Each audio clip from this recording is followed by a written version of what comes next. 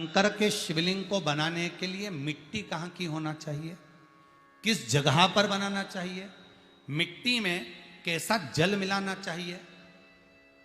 जब शिवलिंग का निर्माण करें, शंकर के शिवलिंग को जब बनाएं तो सबसे पहले कैसे बनाएं, उस तक का विधान शिव महापुराण में और लिंग पुराण में कहा गया। महाराज कहा, क्यारे की मिट्टी हो, क्यारा मतलब समझिएगा जिस मिट्टी पर कोई गंदगी ना करी गई हो, ऐसी जगह का कोई भाग मिट्टी का लाया जाए जहां कोई गंदगी ना करे। शिव महापुराण की कथा कहती है। देखो, पिछले वर्ष के लॉकडाउन से लेकर अभी तक की जो कथाएं आप लोग सुने हैं, उसमें शिवलिंग मट्टी का किस तरह से बनाया जाए और कैसी मट्टी हो और उसमें पानी कैसा मिलाया जाए, कैसा शिवलिंग तैयार करा जाए, उसका विधान वर्णन नहीं कर पाए, परंतु आज कथा निकली है तो उसको सुन लो। क्यारे की मिट्टी, क्यारे की मिट्टी मतलब जिस मिट्टी पर कोई गंदगी ना करी गई हो, ऐसी जगह की मिट्टी को लेकर जाए और मिट्टी को लाने के बाद थोड़ा पानी का सींचन कर दें, अर्थात घर में लाएं तो उससे पहले मिट्टी को पवित्र करें। अपने घर में गंगा जल रखा हो, यमुना जल रखा हो, सरयू जी का जल रखा हो, उससे मिट्टी का सींचन कर दें। मान लो अगर ये जल नहीं भी है तो जल के अंदर थोड़ा सा इत्र डालकर मिट्टी का सींचन करें। अगर इत्र भी नहीं है तो जल के अंदर थोड़ा सा दूध डालकर मिट्टी का सींचन करें। दूध भी नहीं है तो एक बेलपत्री जल के अंदर डालकर उस पानी का सींचन करें। बेलपत्र भी नहीं है, पीपल का पत्ता डालकर उसका सींचन कर दें। पर मिट्टी पर घर में लाते से ही, ये नहीं कि मिट्टी आज लाए और तुमको शिवलिंग कल बनाना है, तो मिट्टी अगर एक दिन पहले लाए हो, 2 दिन पहले लाए हो, 4 दिन पहले लाए हो, तो उसी दिन जल का सींचन होना चाहिए। ये नहीं कि जिस दिन बनाएंगे उस दिन सींचन होगा।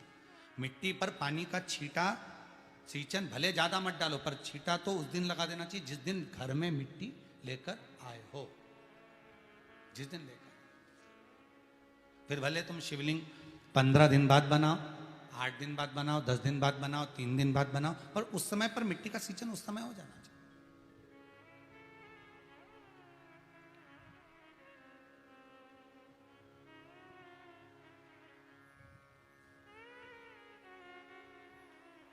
फिर कहा, जिस दिन शिवलिंग का निर्माण करो उस दिन प्रातः में अगर आप शिवलिंग बना रहे हैं तो ब्रह्म मुहूर्त में मिट्टी को गला दो।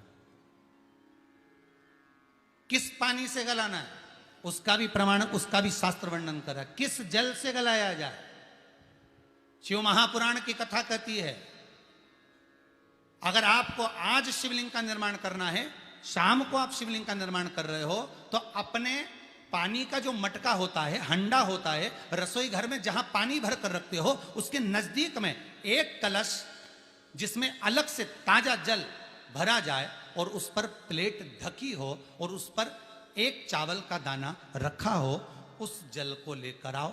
थोड़ी देर रखा रहे, आधा घंटा, 2 घंटा, 3 घंटा, 15 मिनट, 20 मिनट, पर वो पानी वहां रखा होना चाहिए। रसोई घर में अन्नपूर्णा का निवास होता है, परिंदे के पास पितरों का निवास होता है। अन्नपूर्णा, पित्र सब रसोई घर के भीतर विराजमान होते हैं।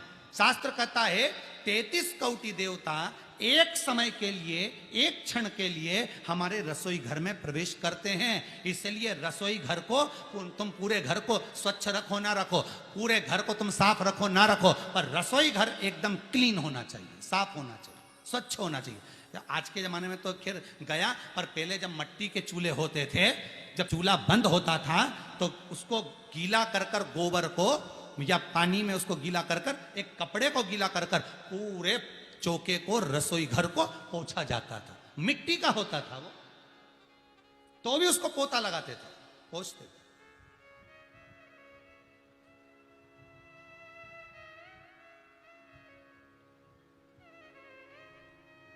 तो पहला क्रम है पार्थिव शिवलिंग का निर्माण। सावन के महीने में अगर आप शिवलिंग बनाते हैं, सोमवार को शिवलिंग बनाते हैं, तो नियम ध्यान रखिएगा महाराज, लिंग पुराण से है ये, इसका नियम ध्यान रखिए। क्या करना है, मिट्टी को लाना है, जल का छींटा देना, छींटा जरूर देना, घर में लेकर आए और जल का छींटा होना जरूरी है। 2 दिन तक 3 दिन तक मिट्टी रखी हुई है, और उसके बाद अगर आपने पानी का छींटा नहीं दिया है और आपने डायरेक्ट मिट्टी को गला दिया और उसके बाद बनाया, तो उसका कोई प्रमाण नहीं। जल का छींटा अवश्य।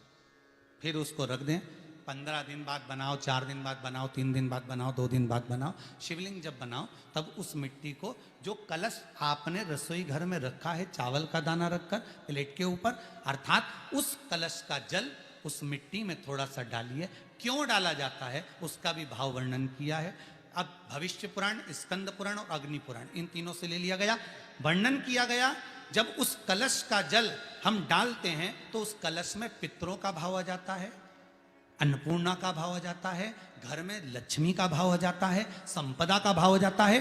पूरे 24 घंटे के अंदर एक क्षण के लिए रसोई घर में 33 कोटि देवता आते हैं, तो वो देवता का सारा भाव उस कलश के अंदर आ जाता है। और वो जल जब हम उस मिट्टी में मिलाते हैं तो गंगा, यमुना, सरयू, सरस्वती, ये 33 कोटि देवता में, तो इन सब का आनंद उस जल में आ जाता है। और वो जल जब हम मिट्टी में मिलाते हैं तो मिट्टी पवित्र हो जाती है, स्वयं कैलाश अधिपति को स्वीकार करने के लायक हो जाती है, निर्मित करने के लायक हो जाती है।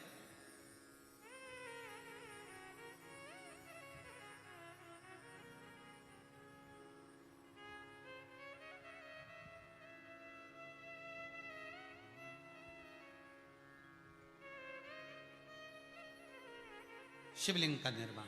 अब शिवलिंग का निर्माण कैसे करना? मिट्टी में गला दिया पानी में। सबसे पहले शिवलिंग बनाने से पहले पात्र को, पात्र जो होता है उसके नीचे एक बेलपत्र रखी जाती है। क्या रखना है? एक बेलपत्र। शंकर को झेलने के लिए कोई साधारण नहीं है पात्र जिसपे झेला जाए। स्वयं गंगा शिव की जटा में, और आप शंकर के शिवलिंग का निर्माण कर रहे हो, कोई साधारण नहीं हो सकता। स्वयं आप विदेश्वर संहिता के अंतर्गत पढ़े कि ब्रह्मा और विष्णु, ब्रह्मा ऊपर जा रहे हैं, भगवान विष्णु नीचे जा रहे हैं, तो पता नहीं कर पा रहे कि यहां चरण कहां पर और शीश कहां पर है, उसको जान ही नहीं पा रहे।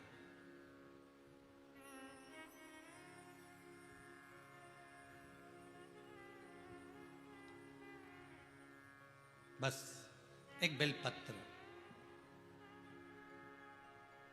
साधारण भाव में बेलपत्र भी सीधा भाग, और इस बेलपत्र की जो डंडी है वो उत्तर दिशा में रखना है थाली के अंतर्गत। जब आप शिवलिंग का निर्माण करें उत्तर, इसके ऊपर जो गलाई हुई मिट्टी है वो डाल दीजिए, और डालने के बाद सबसे पहले शिवलिंग का स्वरूप बनाना है। सबसे पहले नीचे की जलाधारी नहीं बनाना। क्या बनाना है? शिवलिंग का स्वरूप बनाना। बनाने के बाद उसी शिवलिंग के पास में और मिट्टी डाल लीजिए, फिर जलाधारी का निर्माण करें। फिर जलाधारी,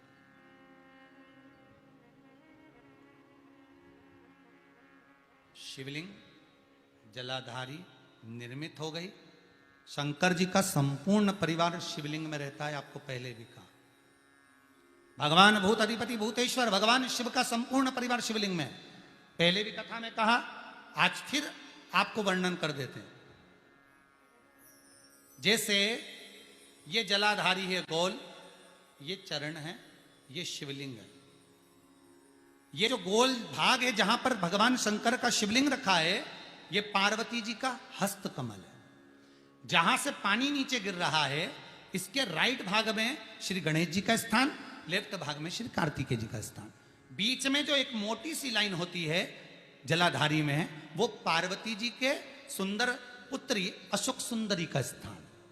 शंकर जी के ऊपर जो तिकोनी रखी रहती है, उसके ऊपर से जो जल बूंद बूंद नीचे गिरता है, ये जो पानी बूंद बूंद नीचे गिरता है, या आप कलश से जल चढ़ाते हो या आप श्रृंगी से जल चढ़ाते हो, तो ये जो पानी गिर रहा है, ये शंकर भगवान की 5 पुत्रियां, जया, विषहरा, शामरी बारी, दौतली और देव, ये शंकर जी की 5 बेटियां,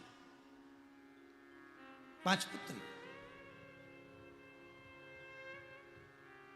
कार्तिकेय भी है, गणेश भी हैं, अशोक सुंदरी भी है, शंकर जी की 5 बेटियां भी हैं, शंकर भी है और पार्वती भी। अर्थात शिव जी के परिवार में आपको गणेश जी की पूजन अलग करने जाने की जरूरत नहीं पड़ेगी, शंकर के परिवार में पार्वती जी की पूजन अलग करने जाने की जरूरत नहीं पड़ेगी, कार्तिकेय की पूजन अलग जाकर करने की जरूरत नहीं है। शंकर का परिवार शंकर के शिवलिंग के साथ में उस जलाधारी में संपूर्ण परिवार शंकर का विराजमान है, संपूर्ण परिवार, कुछ भी नहीं, संपूर्ण और पूरा परिवार है महाराज।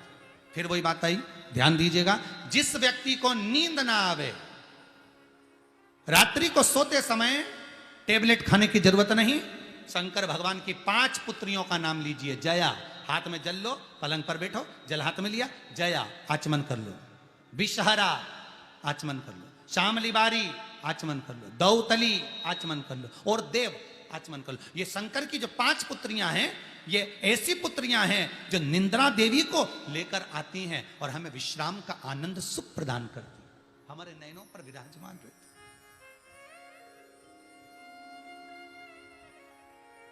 हाँ, यदि विवाह नहीं हो रहा, शादी नहीं हो रही है, बहुत समय से लगन देख रहे हो, शादी नहीं हो रही, बहुत समय से परेशान हो गए कि विवाह ही नहीं हो रहा, हम तो टेंशन में पड़ गए, लड़की 28 साल 30 साल का लड़का हो गया, विवाह नहीं हो रहा, कुछ मत करो।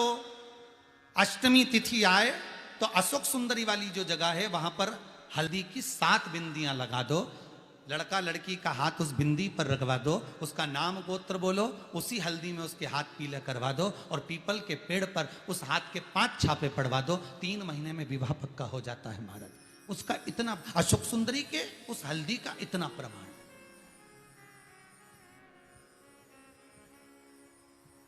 3 माह के अंतर्गत विवाह नक्की होगा। इतना इतना प्रमाण है महाराज। भगवान शिव की आराधना का कोई साधारण फल है महाराज।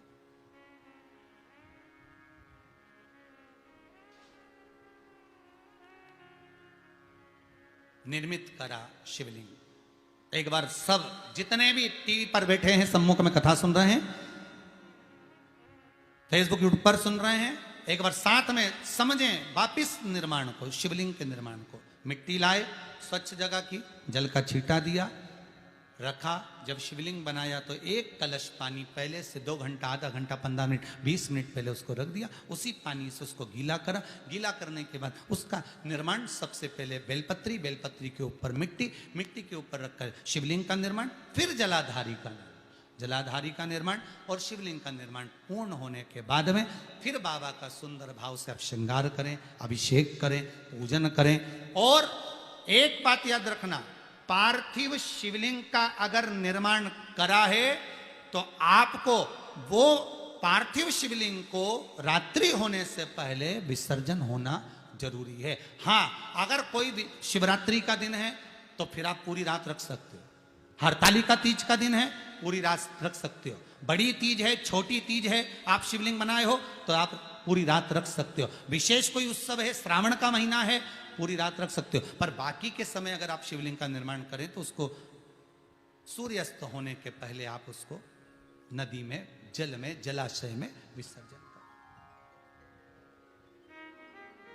बहुत ध्यान दीजिएगा, विसर्जन करते समय जब आप विसर्जन करें, पानी में अपने पात्र को, शिवलिंग को जब छोड़ें, उस समय पर ध्यान दीजिएगा कि शिवलिंग की जो जल की धार है, जिसका उत्तर की ओर जो जल की धार होती है, विसर्जन करते समय वो जल की धार अर्थात वो उत्तर का भाग हमारी ओर होना चाहिए और थाली इस तरह से पकड़ें कि वो भाग हमको जब डालें तो वो भाग हमको दिखे, थोड़ा सा नजर आए पानी में डालते समय। और जब वो थोड़ा भाग दिखता रहे और जिस लिए आपने शिवलिंग बनाया, जिस कामना से आपने शिवलिंग बनाया है, वो कामना उस भाग को पानी में देखते देखते बोल दीजिए, वो कामना पूर्ण हो जाती है। इसको कहते हैं पार्थिव शिवलिंग का निर्माण करना और उसकी आराधना करना, उसकी आराधना। कई लोग करते हैं, बना भी लेते हैं, पूजन भी करते हैं और कई बार कहते हैं हमारा काम नहीं, तो उसमें भगवान का दोष नहीं है, दोष अपना। देखो, आप आए नहीं, सुबह हो गई, मेरी पूजा की थाली धरी की धरी रहे, क्यों नहीं आए, किस लिए नहीं, वो हमें देखना।